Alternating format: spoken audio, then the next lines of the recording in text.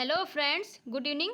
एमएसएससी academy में आपका स्वागत है। आई होप आप लोग अच्छे होंगे और इन्जॉय के साथ पढ़ाई भी कर रहे होंगे। जैसा कि हम लोग बायोलॉजी में कई चैप्टर्स पढ़ चुके हैं, तो अब आप लोगों को उन सारे चैप्टर्स के सभी कॉन्सेप्ट क्लियर हो गए होंगे और उससे रिलेटेड कोई भी क्वेश्चन होगा किसी भी एग्जाम्स में, वो आप लोग आसानी से सॉल्व कर लेंगे। और अब जितने भी क्वेश्चन होते हैं बहुत इंपॉर्टेंट होते हैं, किसी न किसी एग्जाम्स में आए रहते हैं, इसीलिए आप लोग वीडियो को ध्यान से देखा करें और वीडियो बिल्कुल मिस ना किया करें। तो हम लोग बात कर रहे थे जीवोत उत्पत्ति और कोशिका विज्ञान के बारे में। जीवोत उत्पत्ति में हम लोग जीवन की उत्पत्ति और जीव से जीव की उत्पत्ति कैसे होती है, एक एंजाइम और एक जीन, एक एंजाइम एक जीन, इन सब चीज़ों के बारे में मैंने अध्ययन किया था। और आप लोगों को जैव विकास मत भी मैं बता दी थी, और जीवधारियों के क्या गुणधर्म होते हैं, क्या गुण होते हैं, सजीव के क्या लक्षण होते हैं, ये सारी चीज़ों के बारे में हम लोग पिछले वीडियो में डिस्कस कर लिए थे। तो उसी से रिलेटेड में हमारा आज का भी क्वेश्चन है और आज का भी सेशन उसी से रिलेटेड है। तो चलिए बात कर लेते हैं, देख लेते हैं क्या होता है। तो पहला क्वेश्चन है, लीनियस ने अपनी किस पुस्तक में संपूर्ण जीवधारियों को दो जगत में बांटा है। आपको बताना है कि लीनियस जो है, कैरोलस लीनियस ने, उन्होंने अपनी किस पुस्तक में संपूर्ण जीवधारी को दो जगत में बांटा है। Genera Plantarum, Systema Naturae, system of nature, Classes Plantarum. तो चलिए बता दीजिए कौन सा ऑप्शन हो सकता है राइट। तो मैंने बताया था कि जीवधारियों के जो वर्गीकरण है उसको वैज्ञानिक आधार जानरे नामक वैज्ञानिक ने दिया था, और जीवधारियों के जो आधुनिक वर्गीकरण का सबसे प्रमुख योगदान स्वीडिश वैज्ञानिक कैरोलस लीनियस को 1708 से 1778 ईस्वी में हुआ था। और लीनियस ने अपनी पुस्तक genera Plantarum, Systema नेचुरी, classes plantarum और फिलासोफिया बॉटेनिका में जीवधारियों के वर्गीकरण पर विस्तृत रूप से प्रकाश डाला था। इन्होंने अपनी पुस्तक सिस्टम ऑफ नेचर में संपूर्ण जीवधारियों को दो जगत में बांटा था, पादप जगत और जंतु जगत। और इसमें से जो वर्गीकरण की प्रणाली शुरू हुई थी, उसी से आधुनिक वर्गीकरण प्रणाली की भी नींव पड़ी थी। इसीलिए कैरोलस लीनियस को वर्गीकी का पितामह भी कहा जाता है। तो आपका इसमें कौन सा ऑप्शन राइट है? आपका ऑप्शन नंबर थर्ड जो है राइट हो जाएगा, system of nature. Carolus Linnaeus जो है अपनी सिस्टम ऑफ नेचर में संपूर्ण जीवधारियों को दो जगत में बांटा है, पादप जगत और जंतु जगत। तो आपका ऑप्शन नंबर थर्ड जो है राइट हो गया। ओके, नेक्स्ट क्वेश्चन, वर्गीकी का पिता संज्ञा किसे प्रदान किया गया है। पहला ऑप्शन विटेकर, सेकंड है डार्विन, थर्ड है कैरोलस लीनियस, फोर्थ है ट्रेविरेनस। तो इसका आंसर तो आप लोग बता सकते हैं, मैंने आपको बता ही दिया। तो चलिए फिर से देख लेते हैं, वर्गीकी का पिता किसे कहते हैं। तो जीवधारियों के वर्गीकरण का जो वैज्ञानिक आधार था वो जानरे नामक वैज्ञानिक ने दिया, और जीवधारियों का जो आधुनिक वर्गीकरण किए थे वो कैरोलस लीनियस ने किया था। और लीनियस की कई पुस्तक हैं, जिसमें जैसे genera Plantarum, Systema नेचुरी, classes plantarum और फिलासोफिया बॉटेनिका, ये सारे जो है जीवधारियों के विस्तृत वर्णन करते हैं। और इन्होंने अपनी पुस्तक सिस्टम ऑफ नेचर में संपूर्ण जीवधारियों को दो जगतों में बांटा है, पादप जगत और जंतु जगत बांटा है। और इसमें जो वर्गीकरण की प्रणाली शुरू हुई थी, उसी से आधुनिक वर्गीकरण प्रणाली की भी नींव पड़ी है। इसीलिए कैरोलस लीनियस को वर्गीकी का पिता भी कहा जाता है, फादर ऑफ टेक्सोनॉमी भी कहा जाता है। तो आपका ऑप्शन कौन सा राइट है? आपका ऑप्शन नंबर थर्ड जो है राइट हो जाएगा, कैरोलस लीनियस को वर्गीकी का पिता भी कहा जाता है। आपका ऑप्शन नंबर थर्ड राइट हो गया। नेक्स्ट क्वेश्चन, विटेकर के 5 जगत वर्गीकरण में शामिल है मोनेरा, प्रोटिस्टा, पादप, कवक, जंतु। कूट में बताना है 1, 3 और 5, 2, 4 और 5, 1, 3 और 4, उपर्युक्त सभी। तो चलिए बता दीजिए कौन सा ऑप्शन हो सकता है, विटेकर के जो 5 जगत वर्गीकरण में कौन कौन सा शामिल है। तो परंपरागत जो द्विजगत वर्गीकरण का स्थान था वो अंततः विटेकर ने सन 1969 ईस्वी में दिया था, और इसमें उन्होंने 5 जगत प्रणाली में दिए था। उनके अनुसार जो जीवों का वर्गीकरण है वो 5 जगत में बांटा है, मोनेरा, प्रोटिस्टा, पादप, कवक और जंतु। मोनेरा जगत जो होते हैं वो आपके इस जगत में जो होते हैं आपके सभी जीव केंद्रक विहीन प्रोकैरियोटिक कोशिका के होते हैं। इसमें जो होता है आपका ना तो संगठित केंद्रक होता है और ना ही विकसित कोशिकांग होता है। इसमें केंद्रिका झिल्ली का भी अभाव पाया जाता है और किसी किसी में कोशिका भित्ति पाई जाती है। ये मोनेरा जगत में हो गया। प्रोटिस्टा जगत जो होता है, इसमें जो है एक कोशिकीय जीव आते हैं, जिसमें विकसित केंद्रक वाली यूकैरियोटिक कोशिका होती है। तो और पादप जगत भी है, कवक भी है, जंतु भी है। ये सारे जो हैं आपके 5 जगत वर्गीकरण में शामिल है। विटेकर महोदय ने इन्हें 5 जगत वर्गीकरण में शामिल किया है। तो आपका इसमें ऑप्शन नंबर फोर्थ जो है राइट हो जाएगा, उपर्युक्त सभी। ओके, चलिए नेक्स्ट क्वेश्चन, मोनेरा के संबंध में कौन से कथन सत्य हैं। आपको बताना है मोनेरा के संबंध में कौन से कथन सत्य हैं। इस जगत के जीवों में केंद्रक विहीन प्रोकैरियोटिक कोशिका होती है। इनके कोशाद्रव्य से पृथक रखने हेतु केंद्रक नहीं होता है। जीवाणु तथा नीलहरित शैवाल मोनेरा जगत के अंतर्गत आते हैं, उपर्युक्त सभी। तो चलिए आंसर बता दीजिए, मोनेरा के संबंध में कौन से सही हैं। तो अभी मैंने आपको बताया कि जो मोनेरा जगत जो होता है, पहला देखते हैं, इस जगत में जीवों के केंद्रक विहीन प्रोकैरियोटिक कोशिका होते हैं। तो जो मोनेरा जगत होते हैं ये एक कोशिकीय प्रोकैरियोटिक जीवों का समूह होता है। एक कोशिकीय मतलब जिनकी कोशिकाएं एक तक, जिनका जो शरीर है एक कोशिका से मिलकर बना है वो एक कोशिकीय कहलाते हैं। जिनके शरीर बहुकोशिकीय से मिलकर बना है वो बहुकोशिकीय कहलाते हैं। और केंद्रक विहीन मतलब इसमें केंद्रक नहीं पाया जाता है। प्रोकैरियोटिक कोशिका वे होते हैं जिसमें केंद्रक पूर्ण विकसित नहीं होते हैं या केंद्रक जो है अनुपस्थित होते हैं, वो आपके प्रोकैरियोटिक के अंतर्गत आते हैं। और जिसमें केंद्रक पाया जाता है, केंद्रक पूर्ण विकसित होता है, वो आपके यूकैरियोटिक कोशिका के अंतर्गत आते हैं। तो मोनेरा जो है आपका केंद्रक विहीन प्रोकैरियोटिक कोशिका का होता है, ये आपका सही है। सेकंड है, इसके कोशाद्रव्य में से पृथक रखने हेतु तो केंद्रक नहीं होता है। तो आपका जो ये होता है मोनेरा जगत का जो होता है ये प्रोकैरियोटिक कोशिका होता है और इसमें आपका अनुवांशिक पदार्थ तो होते हैं लेकिन इसके कोशाद्रव्य से पृथक रखने के लिए इसमें केंद्रक नहीं पाया जाता है। तो आपका ये भी सही हो गया। तीसरा है, जीवाणु तथा नीलहरित शैवाल मोनेरा जगत के अंतर्गत आते हैं। तो ये भी आपका राइट है। तो आपका ऑप्शन नंबर 4 जो है राइट हो जाएगा। उपर्युक्त सभी फिर से देख लीजिए। प्रोटिस्टा जो होता है, मोनेरा जो होता है वो एक कोशिकीय प्रोकैरियोटिक जीवों का समूह होता है और आपका इसमें संगठित ना तो संगठित केंद्रक होता है और ना ही विकसित कोशिकांग होता है और इसमें कोशिका झिल्ली का भी अभाव होता है। इनमें से कुछ में कोशिका भित्ति पाई जाती है और कुछ में नहीं पाई जाती है। पोषण का जो स्तर होता है ये स्वापोषी, रसायन संश्लेषी, प्रकाश संश्लेषी अथवा विषमपोषी, मृतजीवी या परजीवी हो सकते हैं। और इसके जो एग्जाम्पल हैं वो नीलहरित शैवाल, साइनोबैक्टीरिया, माइक्रोप्लाज्मा, ये सारे जो हैं आपके मोनेरा जगत के अंतर्गत आएंगे। तो इसमें आपका ऑप्शन नंबर 4 जो है राइट हो जाएगा, उपर्युक्त सभी। ओके, चलिए नेक्स्ट क्वेश्चन। निम्न में से कौन से जीव प्रोटिस्टा जगत में शामिल हैं? आपको बताना इनमें से कौन से जीव हैं जो प्रोटिस्टा जगत में शामिल है। Amoeba, Euglena, Plasmodium, paramecium. तो चलिए बता दीजिए प्रोटिस्टा जगत में कौन कौन से शामिल हैं। केवल 1 और 3, 2 और 4, 3 और 4, 1, 2, 3, 4। तो चलिए आंसर देने की कोशिश कीजिए कौन सा हो सकता है। प्रोटिस्टा में क्या क्या होता है तो बात कर लेते हैं। प्रोटिस्टा जो होता है इसमें एक कोशिकीय यूकैरियोटिक जीव आते हैं। यूकैरियोटिक जिसमें केंद्रक पूर्ण विकसित होता है और कभी कभी ये बहुकोशिकीय भी हो सकते हैं, जैसे केल्प है, समुद्री घास है। और प्रोटिस्टा जगत जो होता है ये पादप, जंतु एवं कवक जगत के बीच की कड़ी का कार्य भी करता है। और इस वर्ग में कुछ जीवों में गमन के लिए मतलब चलने के लिए इसमें सीलिया या फ्लैंजेला नामक संरचनाएं पाते हैं। सीलिया फ्लैंजेला आप देखे होंगे कि जैसे देखते हैं बारिश वगैरह में एक कीड़ा रहता है जिसे ग्वालिन भी कहते हैं, ग्वालिन या सूढ़ी वगैरह देखे होंगे, उसमें छोटे छोटे रेशे निकले रहते हैं नीचे, वो जो रेंगते हैं छोटे छोटे बारीक बारीक पैर टाइप में होते हैं, वही आपका सीलिया या फ्लैंजेला होता है। तो ये आपके प्रोटिस्टा जगत या प्रोटिस्टा वर्ग के जो जीव होते हैं उसमें आपका सीलिया और फ्लैंजेला नामक संरचनाएं जो पाई जाती हैं। और इनमें जो है कुछ में कोशिका भित्ति पाई जाती है और इसकी केंद्रिका झिल्ली भी पाई जाती है और ये स्वापोषी और विषमपोषी दोनों हो सकते हैं। और इसके अंतर्गत आपका अमीबा भी शामिल है, यूग्लिना भी है, प्लाज्मोडियम भी है, पैरामीशियम भी है, साथ साथ डायटम भी होता है और आपका यूग्लिना भी होता है। तो अमीबा की यह संरचना आप जानते होंगे कि अमीबा के कोई निश्चित आकार नहीं होता, वो किसी भी आकार में हो जाता है और ये जब विखंडित होकर टूटता है तो नया अमीबा बना लेता है। तो अमीबा की संरचना इस तरह होगा। यूग्लिना भी आप देखे होंगे कुछ इस टाइप से होता है, ये आपका यूग्लिना की संरचना होती है। पैरामीशियम तो आप जानते हैं कि उल्टा चप्पल के आकार का होता है, ये आपका पैरामीशियम की संरचना होती है। तो आपका इसमें जो है चारों जो है सही हो जाएंगे, 1, 2, 3 व 4, ये सारे आपके प्रोटिस्टा जगत के अंतर्गत शामिल है। ओके, चलिए नेक्स्ट क्वेश्चन देखते हैं। कौन सा जंतु जिसमें प्रकाश संश्लेषण की क्रिया संपन्न होती है? यूग्लिना, क्लैमिडोमोनास, 1 व 2 दोनों, ना तो 1 ना तो 2। तो आपको बताना इनमें से कौन से जंतु हैं जिनमें प्रकाश संश्लेषण की क्रिया होती है। तो आपको पता होगा कि प्रकाश संश्लेषण की क्रिया तो केवल पौधे ही करते हैं। पौधे अपने भोजन बनाने के लिए प्रकाश संश्लेषण की क्रिया करते हैं, जिसमें वो सूर्य का प्रकाश और वायुमंडल से कार्बन डाइऑक्साइड लेते हैं और ज़मीन से जल का शोषण करके वो अपना भोजन स्वयं बनाते हैं। ऐसा क्रिया जो है पादप भी करते हैं। लेकिन आपका यूग्लिना और क्लैमिडोमोनास, ये दो जो जंतु हैं, ये दोनों आपके प्रकाश संश्लेषण की क्रिया ये भी करते हैं, ये अपना भोजन स्वयं बनाते हैं। तो ये जंतु जो होते हैं ये आपके प्रकाश संश्लेषण क्रिया में संपन्न होते हैं, प्रकाश संश्लेषण क्रिया करते हैं। आपका ऑप्शन नंबर 3 जो है राइट हो जाएगा। ओके, चलिए नेक्स्ट क्वेश्चन। वायरस की खोज किसने किया था? इवानोव्स्की, ल्यूवेनहॉक, लुईस पाश्चर, वान वेयर। तो चलिए बता दीजिए कौन सा ऑप्शन हो सकता है, वायरस की खोज किसने किया था?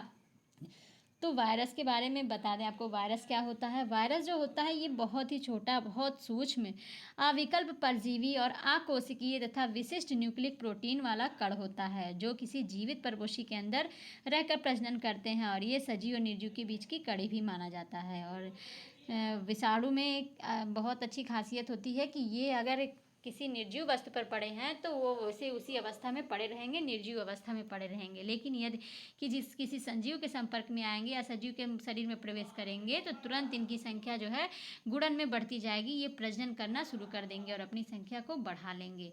तो इसी कारण इनको है सजीव और निर्जीव के बीच की कड़ी भी कहा जाता है, क्योंकि ये निर्जीव में बड़े रहेंगे तो उसी अवस्था में रहेंगे, लेकिन सजीव के संपर्क में आने पर ये तुरंत अपनी संख्या में वृद्धि करने लगते हैं, प्रजनन करने लगते हैं। तो इसमें जो होते हैं सजीव के भी लक्षण होते हैं और निर्जीव के भी लक्षण होते हैं। सजीव के जो लक्षण होते हैं इसमें उसका आपका आनुवांशिक पदार्थ पाया जाता है। आनुवांशिक पदार्थ में आपके आरएनए और डीएनए हो जाते हैं और इनका गुणन करने की जो प्रक्रिया होती है, ये दोनों सजीव लक्षण हैं। और निर्जीव लक्षण जो होते हैं वो जीव द्रव्य व कोशिकांगों का अभाव, इसमें आपका जीव द्रव्य भी नहीं पाया जाता, कोशिकांग भी नहीं पाए जाते, और ये जैविक क्रिया, श्वसन और उत्सर्जन भी नहीं करते हैं। और निर्जीव के समान इनमें भी क्रिस्टल बनाने के गुण पाए जाते हैं। और आजकल जो कोशिका को जीवन का मूलभूत आधार भी माना गया है, और सभी जीवधारी जो होते हैं कोशिकाओं के बने होते हैं। तो इसमें आपका ऑप्शन नंबर फर्स्ट जो है राइट हो जाएगा, इवानोवस्की। रूसी वनस्पति शास्त्री जो है इवानोवस्की 1892 ईस्वी में वायरस की खोज की थी, 1892 ईस्वी में। तो आपका ऑप्शन नंबर फर्स्ट जो है राइट हो गया। ओके, चलिए ये फिगर देख लीजिए, वायरस या विषाणु का फिगर होता है। और ये जो विषाणु होती है इसकी जो संरचना होती है ये प्रोटीन के आवरण से घिरा न्यूक्लिक अम्ल होता है। प्रोटीन का आवरण ये जो आपका होता है, एक मिनट, ये जो आप देख रहे होंगे कि ये साइड से जो ऐसे बना है, ये आपके संरचना जो है ये आपका प्रोटीन का आवरण होता है। ये प्रोटीन का आवरण होता है, बीच में आपका डीएनए होता है, ये आपका ऊपर का हेड होता है, नीचे का टेल होता है। और ये जो पतली संरचना जाती है इसको भी आप पूंछ भी बोल सकते हैं। तो वायरस जो है ये आपका आंतरिक संरचना है, ये आपकी बाह्य संरचना है। और वायरस आप जान ही रहे, कोरोना वायरस बीच में चला था तो आप लोग स्ट्रक्चर उसका जान ही रहे थे। और इनकी जो बाहरी संरचना होती है ये आपका कैप्सिड में बहुत सी प्रोटीन होते हैं। ये आपका एक कैप्सिड, इस रूप को आप कैप्सिड कहते हैं, इसमें बहुत से प्रोटीन होते हैं। और इस पूरे कण को मिलाकर विरियान इनको कहते हैं। और इनका जो आकार होता है 10 से 500 मिली माइक्रोन होता है। और इसमें आपका विषाणु जो होते हैं इसमें आपका या तो डीएनए होगा या तो आरएनए होगा। और आपका जो न्यूक्लिक अम्ल होता है वो विरियान का, पूरे विरियान मतलब पूरे कण का जो होता है, ये जो होता है न्यूक्लिक अम्ल वो आपका 6% होता है। लेकिन ये जो संपूर्ण प्रोटीन की जो संरचना होती है वो 94% भाग आपका बनाती है। तो आप विषाणु या वायरस के बारे में समझ गए होंगे। ओके, चलिए नेक्स्ट क्वेश्चन देख लेते हैं। निम्न में से किसे सजीव और निर्जीव के बीच या मध्य की कड़ी कहा जाता है? जीवाणु, विषाणु, कवक, शैवाल। तो अभी मैंने आपको बताया कि विषाणु को उनके सजीव और निर्जीव के बीच की कड़ी क्यों कहा जाता है। तो आजकल जो कोशिका का जीवन का मूलभूत आधार माना गया है और सभी जीवधारी कोशिकाओं के ही बने होते हैं, किंतु जो विषाणु में होते हैं उसमें कोशिकीय संगठन नहीं पाया जाता है।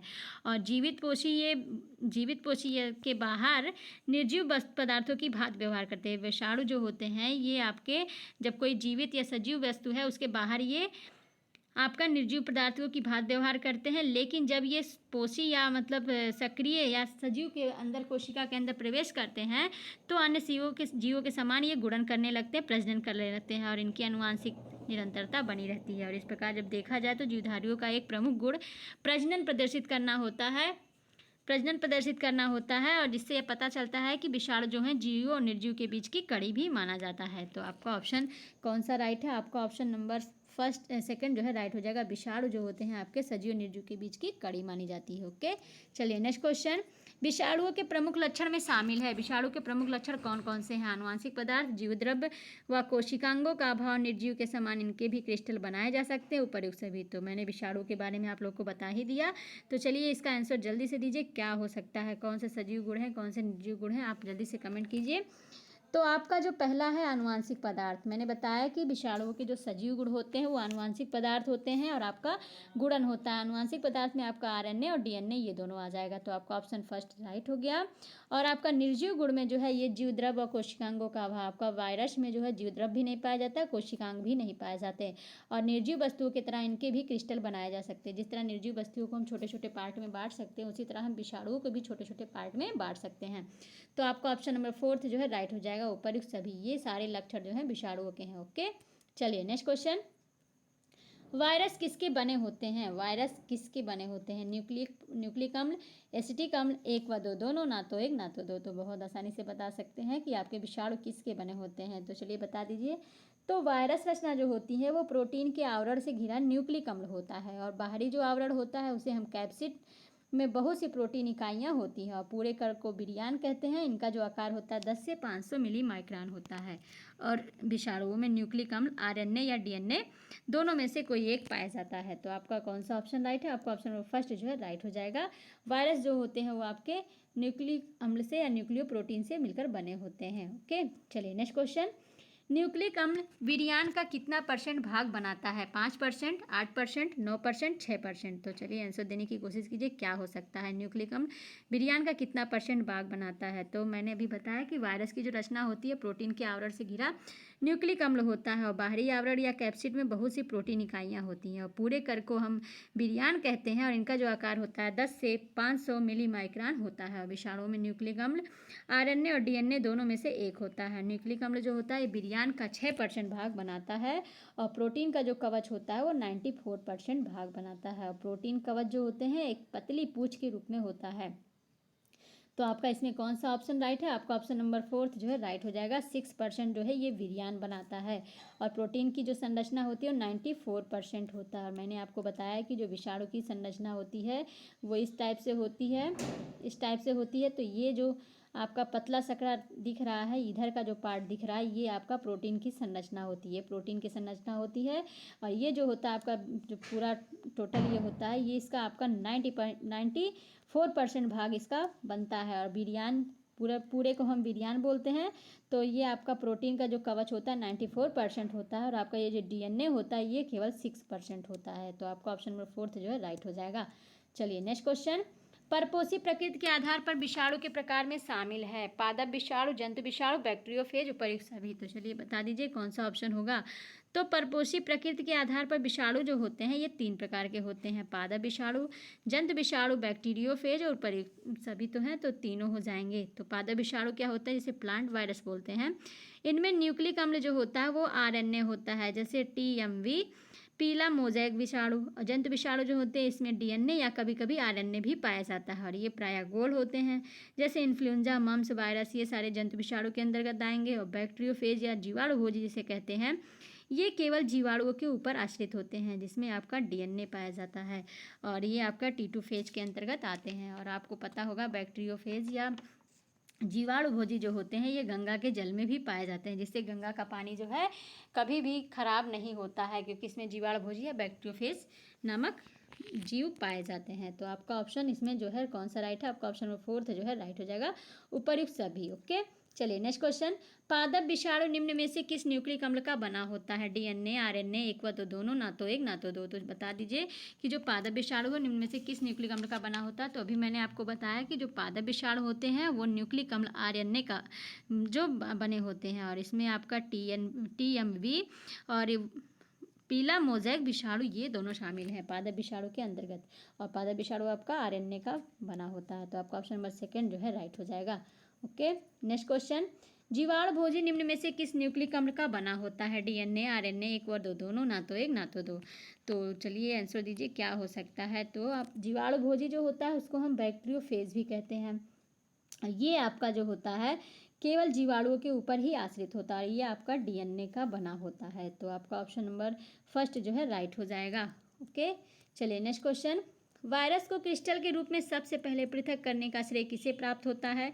WM Stanley, Robert Hooke, Hippocrates, William Roxburgh. तो चलिए बता दीजिए कि वायरस को क्रिस्टल के रूप में सबसे पहले पृथक करने का श्रेय किसको जाता है। तो मैंने आपको बताया कि जो वायरस होते हैं उनको निर्जीव वस्तुओं के समान भी क्रिस्टल के रूप में बदला जा सकता है। जिस प्रकार हम निर्जीव वस्तुओं को छोटे छोटे पार्ट में, छोटे छोटे टुकड़ों में बांट सकते हैं, उसी प्रकार हम वायरस को भी छोटे छोटे क्रिस्टल के रूप में बांट सकते हैं। और ये आपका जो है वायरस का निर्जीव का गुण होता है, या निर्जीव के लक्षण उसमें होते हैं। और ये सबसे पहले आपके WM स्टैनले ने इसको पृथक करने के लिए सबसे पहले इसको श्रेय दिया जाता है। WM स्टैनले को पहला श्रेय दिया जाता है, इन्होंने ही वायरस को क्रिस्टल के रूप में सबसे पहले बांटा था।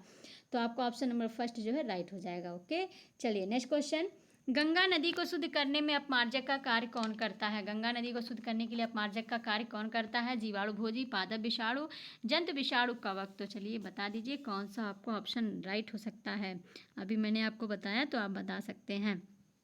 तो हानिकारक विषाणु जो होते हैं उनको नष्ट करने के लिए बैक्टीरियोफेज का प्रयोग किया जाता है। बैक्टीरियोफेज को ही जीवाणु भोजी भी कहते हैं और इसका जो प्रयोग है वो जल को सड़ने से बचाने के लिए किया जाता है। और गंगा का जो पानी होते हैं इसमें जीवाणु भोजी की उपस्थिति के कारण ही ये स्वतः ही स्वच्छ होते रहते हैं और इसमें जीवाणु भोजी पहले से ही पाए जाते हैं। इसीलिए हम गंगा के जल को लाते हैं। आपने देखा होगा कि घरों में हम बॉटल में या किसी भी चीज़ में इसको स्टोर करके कितने सालों तक रख लेते हैं और वो पानी खराब नहीं होता है क्योंकि उसमें बैक्टीरिया फेज या जीवाणु भोजी पाए जाते हैं जो पानी को शुद्ध करते रहते हैं। तो आपको ऑप्शन नंबर फर्स्ट जो है राइट हो जाएगा। ओके, चलिए नेक्स्ट क्वेश्चन। वाई राइट्स की खोज किसने की थी? डीएनर, रेमर, एक व दो दोनों, ना तो एक ना तो दो। आपको बताना वाई राइट्स की खोज किसने की थी। तो वाई राइट्स क्या होता है?